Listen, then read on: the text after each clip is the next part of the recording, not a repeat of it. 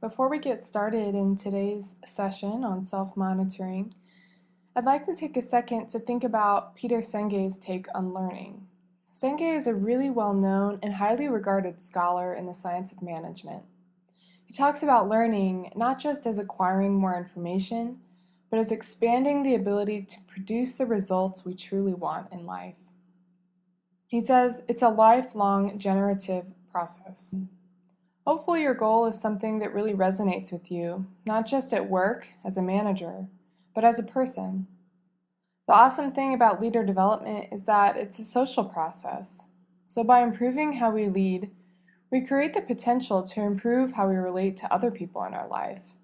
And as Peter Senge points out, learning never stops. Leader development happens your whole life long. And most of that development is going to be self-development. So I encourage you to take that perspective throughout your career as a leader.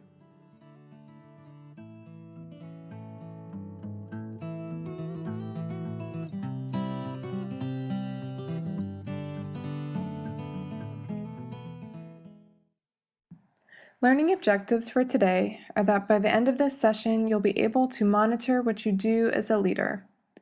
You'll be able to do that by implementing strategies for self-monitoring introduced here. As a reminder, the overarching goal of this training is to increase your ability to self-regulate. And self-regulation is defined as the exercise of self-influence in the pursuit of goals. So you're pursuing the leadership goal that you set for yourself, and we're providing strategies for monitoring how closely you're progressing towards that goal.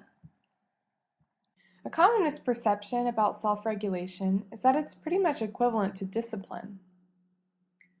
And yeah, while both discipline and self-regulation are both goal-directed, an important distinction between them is that discipline is spontaneous. You apply it when you need it, and it really just relies on this intrapersonal strength. While self-regulation is more intentional, it's pre-planned, and it relies on contextual or interpersonal resources.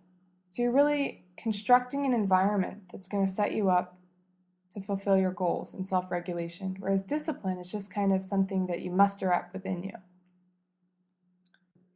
By now, you should have a specific and challenging leadership goal that you're working towards. It should be behavioral, meaning it somehow describes behaviors that you'll exhibit as a leader. If you don't already have this goal, I would direct you now to listen to our audio recording on goal setting to help you in that effort. Goal setting is just one part of a dynamic and cyclical process for self-regulating your behavior. Take a look at this graphic representation of the process. We can think about self-regulation for leader development as an interaction between a manager's thoughts, which we call cognition, their behavior, and their environment. That's the triangle in the middle. Albert Bandura, the most famous living psychologist, is the father of this approach towards self-regulation. For comparison, most modern therapy uses some sort of this dynamic to help clients work through problems that they might be experiencing. The idea is that if you can change the way you think about something, this is what psychologists call cognition, then it will help you change your behavior. Okay, so on the outer edge of the circle, you'll find collect data, analyze, and reflect, and that's repeated 2 times. By collecting data, what we mean is that you'll be gaining feedback from other people, or you'll be gathering data on yourself by monitoring things you normally wouldn't pay that much attention to. This could be, how you're feeling in a certain situation or how someone reacts when you do something new. We'll primarily be talking about this step in today's session on strategies for self-monitoring. As you can see in the circle, the next step in the process is analyze. It's about interpreting the information you gather and thinking about what it means for you and your self-development. So this could be something as big as changing the way you think about leadership, kind of a radical paradigmatic shift. Or it could just be reframing some leadership problems senior leaders have been facing.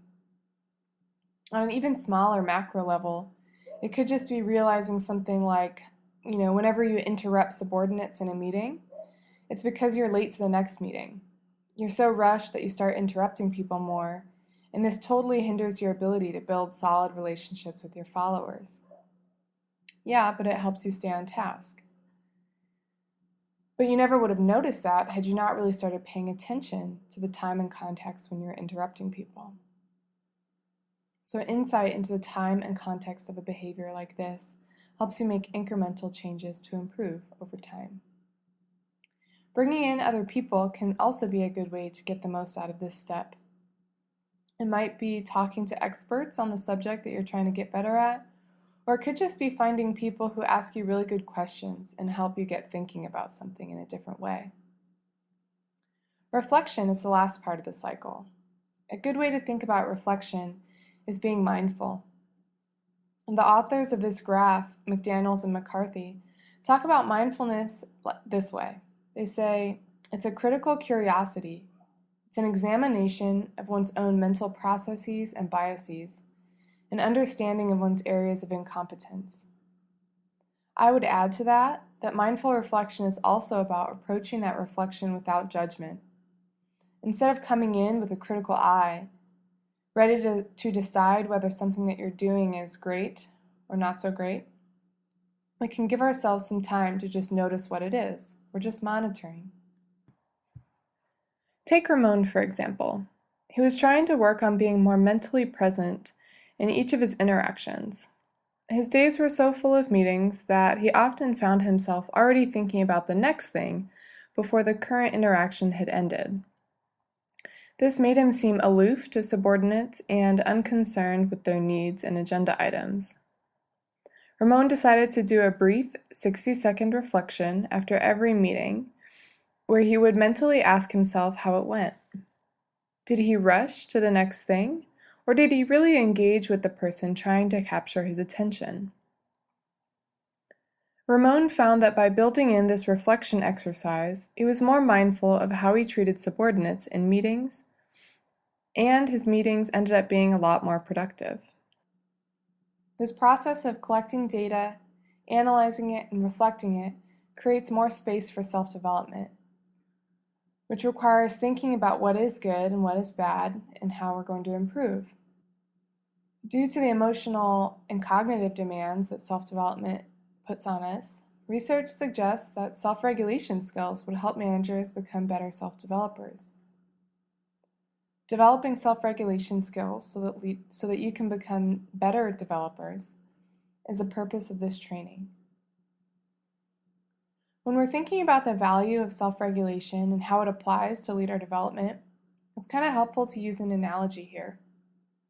When you wanted to improve your score, say on the GMAT, the GRE, the SAT, the MCAT, whatever standardized test that you took to get into school at some point, you probably took a couple of practice tests and you probably recorded the questions you got right and wrong so that you could revisit them later.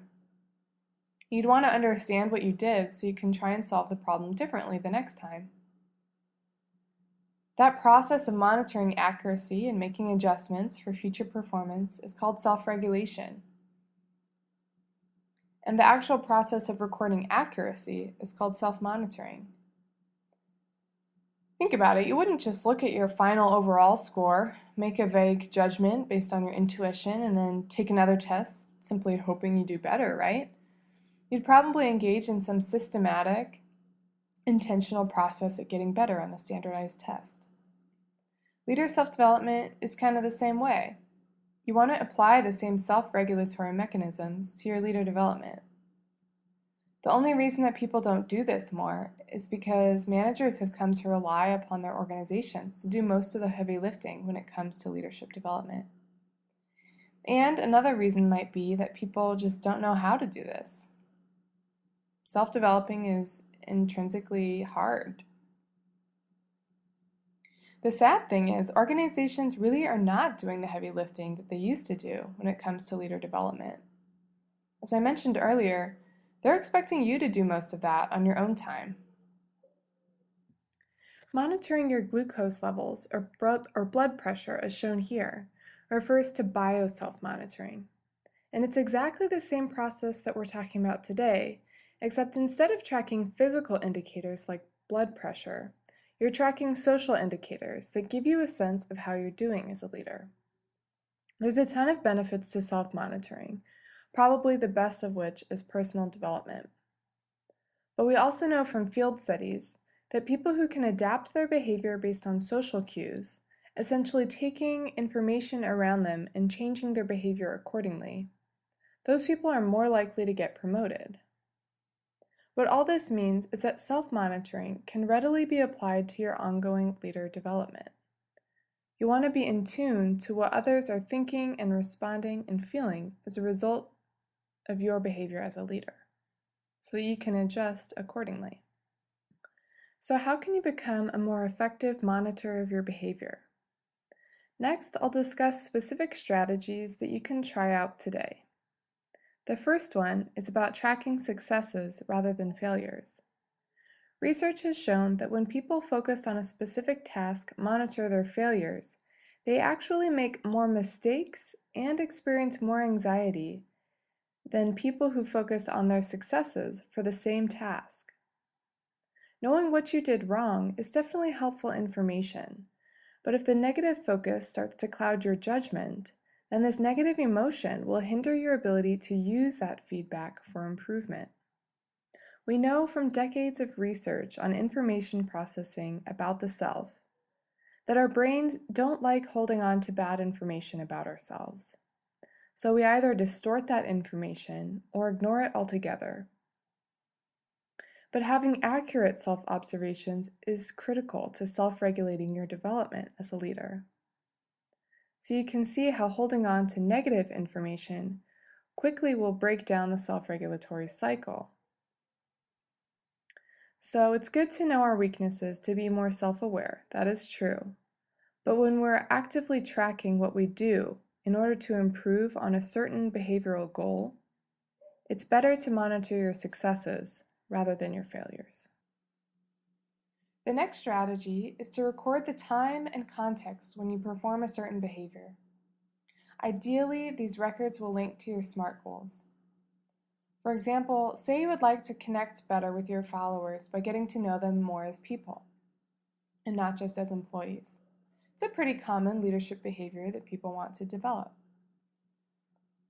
One way to do this might be to ask a subordinate a follow-up question if they choose to share something personal about their life. It's pretty obvious, right?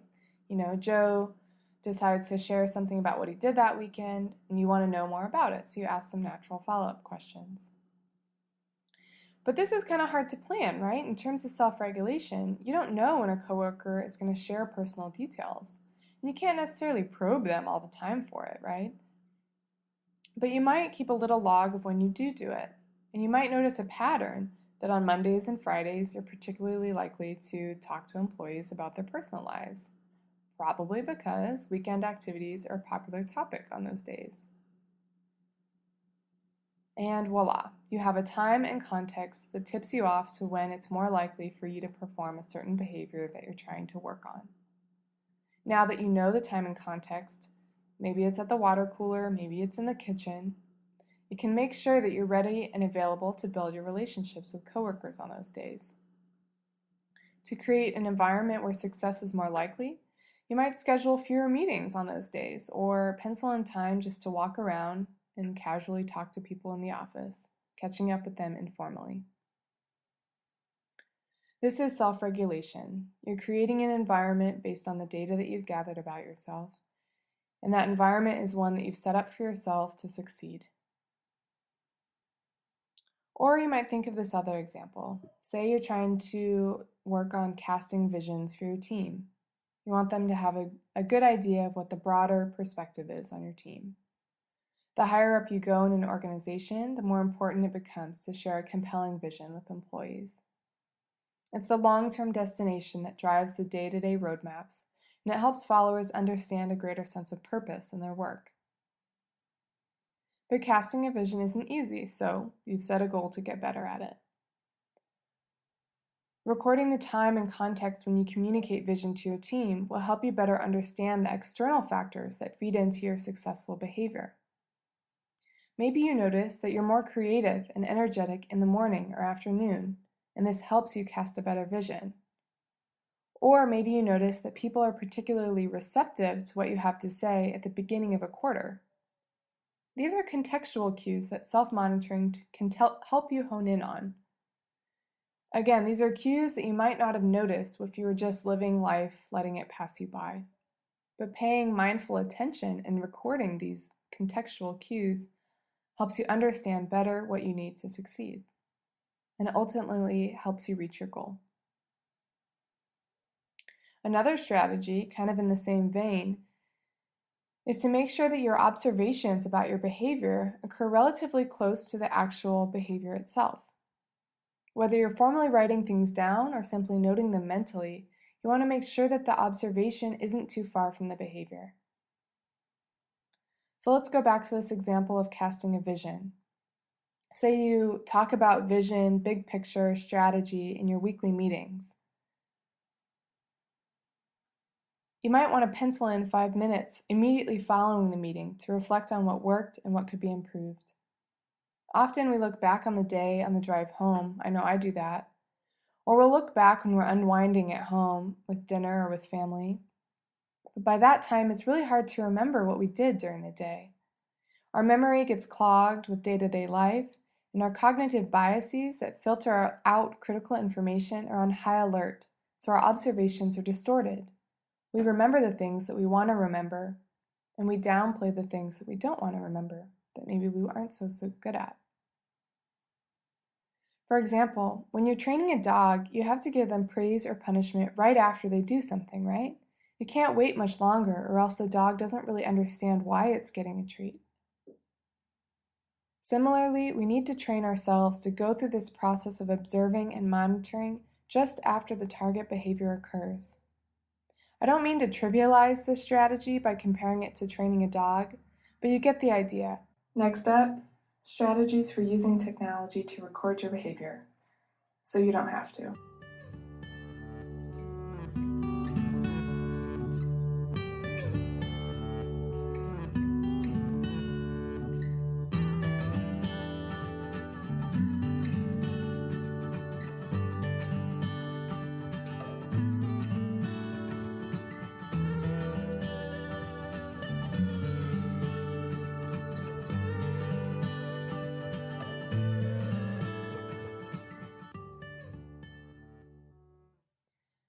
All right, the next strategy is leveraging technology to store information about yourself and eventually detecting trends over time.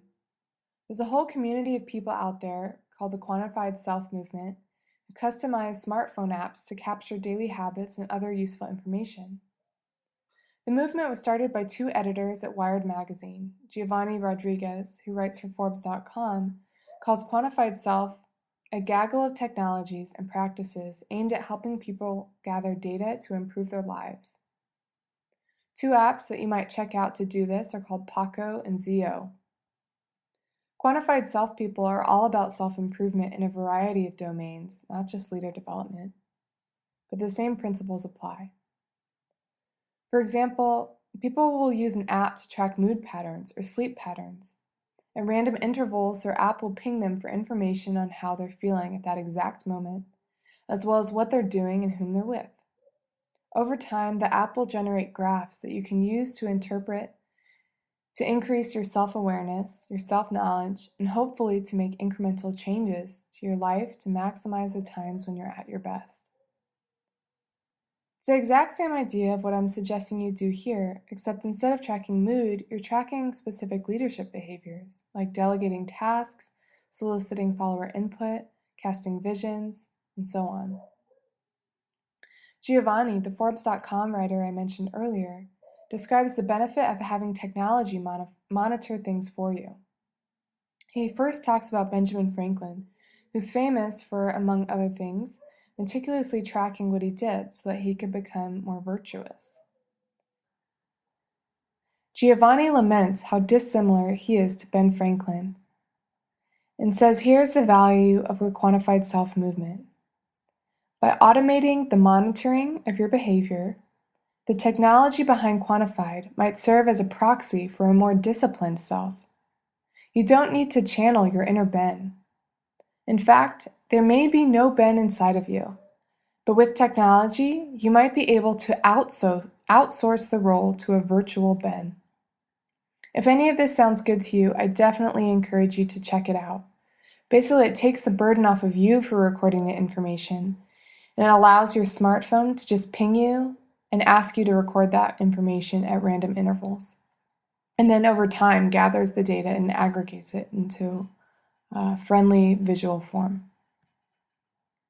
Okay, so this last strategy is probably the most obvious. It's really just about soliciting feedback from your peers, managers, and subordinates. This one might be a little tricky depending on the culture of the organization that you work in. But if the culture supports transparency, then it might be a great way to not only develop yourself through greater insight, but also build trusting relationships with the people that you ask for feedback. Because we have all these cognitive biases that minimize critical self-observations and maximize pleasant self-observations, we can walk around for years with an inflated sense of our own leadership ability, missing out on opportunities or areas for improvement. A quick way to do this might be to announce at a weekly meeting that you're trying to develop a particular skill. Say you want to get better at embracing change. So if you're stuck in the mud in that next week, wanting to do things the same way they've always been done, you give your team permission to call you out and let you know you're not really sticking to that goal you wanted to develop. And then that's a reminder, okay, yeah, I need to improve that. Okay, let's embrace change, etc., etc. If in fact consistency is better than change for a given situation, so, you want to have things stay the same and that's actually a better decision, you can have a rationale for that. But at least now you'll have a team that's not only willing to give you feedback, but they're not afraid to speak their mind. This kind of open and democratic environment can go a long way for creative problem solving and organizational adaptability to change. These are benefits that extend way beyond your personal leader development. And of course, it goes without saying that if the overall culture really discourages transparency, then it's probably best to shelf this strategy until you land a job in a more open and flat organization. Now, I know you might be thinking, okay, so asking for feedback is extremely nerve-wracking, or maybe you've asked for a lot of feedback, but you just don't have people around you that are willing to give it. This is a problem that a lot of high-level executives experience. The Center for Creative Leadership identified this problem by interviewing a lot of high-level managers in top firms. And they found that there were very few people around those executives who actually felt comfortable expressing disagreement or negative feedback. But those executives who vocally expressed the importance of that feedback to them and who behaviorally demonstrated that importance by following through on the information that they heard from their subordinates, those people were more likely to get feedback and take it into account going forward. So if you're having trouble getting it, think about what you're doing to signal to others. Do you actually want it, or are you just paying lip service to feedback? Another way to try approaching it is by asking people this question: what can I do better to support you in your job? You're still asking for feedback on you, what you can do better, but you're asking it in a way that's framed towards them, that's framed towards supporting them and doing their job better. And sometimes that's the little switch that people need to feel comfortable giving you feedback. And it's framed in terms of something that will help them. So it's not just a favor, it's something that's going to help all of you. Okay, so before wrapping up today's session, I'd like to reiterate that although this training kind of looks and feels like a traditional leader development training, it's actually pretty different from what you've encountered before. Whereas in traditional webinars, the bulk of the development is expected to occur in the training event itself, you really have to understand that this training is designed to facilitate independent leader development outside of the training setting. You are responsible for taking these strategies and growing as a leader on your own time on the job. I know you're probably thinking you barely have enough time to do what's expected of you as is. How in the world are you supposed to find time to spend on self-development? The whole idea is that leader self-development doesn't add activities to your to-do list. It's really just about reframing the activities that you're already doing so you can get more personal development out of those experiences. The idea is that we experience things over and over, but they're really not developmental until we sit down, think about them intentionally, reflect on them, gather data on what we're doing, and then try again in a more intentional way. So again, the idea is not to add things to your to-do list, but just to help you reframe the things that you're already doing. So today, to wrap up, we presented some self-development strategies specifically around self-monitoring. However, there's a ton of strategies that we haven't necessarily covered here today that you can definitely personalize for yourself. I just want to encourage you to look for those strategies, to try something new, to try what works for you. This really is about self-development, so it's about whatever fits for you in your life. Hopefully by now you can see that the strategies we're presenting are mutually reinforcing. They're really just helpful tools that you can keep in your toolbox for a variety of occasions. We're pretty much done for today. I just ask that now you enter some information into an online form. It's going to ask you to think about potential challenges you might encounter in achieving your goals and 3 specific strategies that you will use to overcome those challenges.